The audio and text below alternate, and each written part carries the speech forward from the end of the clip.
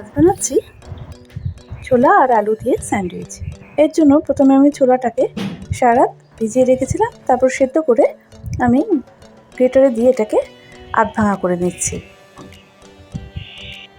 চাইলে আপনারা এটা হাতার সাহায্যেও একটু আধ ভাঙা করে নিতে পারেন ছোলাটাকে।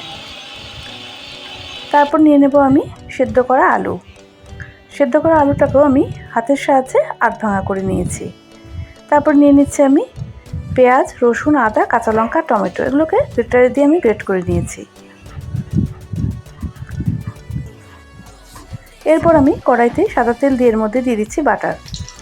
আপনারা চাইলে পুরোটা বাটারেও করতে পারেন অথবা শুধু সাদা তেলেও করতে পারেন। তারপর পেঁয়াজ, রসুন, আদা, কাঁচা লঙ্কা, টমেটো গ্রেট করাটা আমি এর মধ্যে দিয়ে দিচ্ছি, দিয়ে ভালো করে ভেজে নিচ্ছি।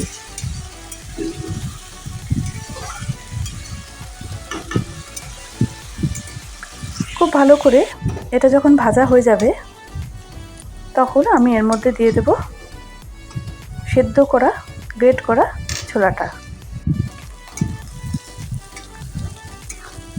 ছোলাটা দিয়ে ভালো করে এটাকে ভেজে নিতে হবে।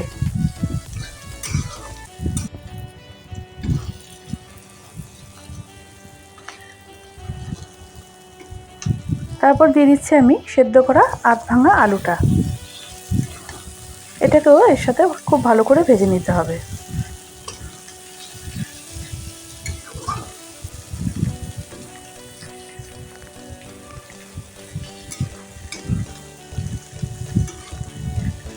এরপর আমি দিয়ে দিচ্ছি এর মধ্যে 2 চামচ মতো টমেটো কেচাপ, দিয়ে দিচ্ছি স্বাদ মতো লবণ, দিয়ে দিচ্ছি সামান্য চিনি,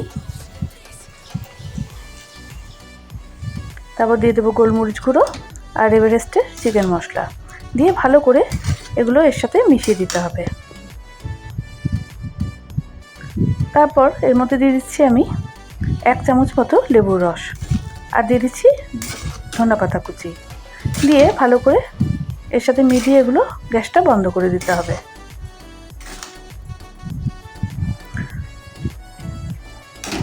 স্যান্ডউইচের পুরটা তৈরি হয়ে গেছে।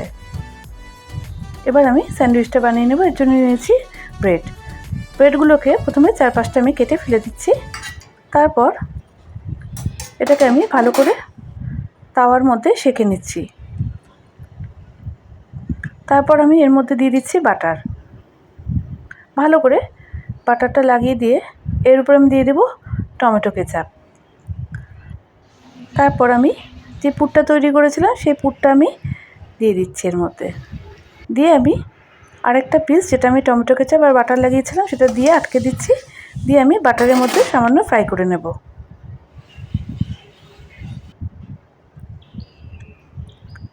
তৈরি হয়ে গেল আলু আর ছোলার পুর ভরা স্যান্ডউইচ।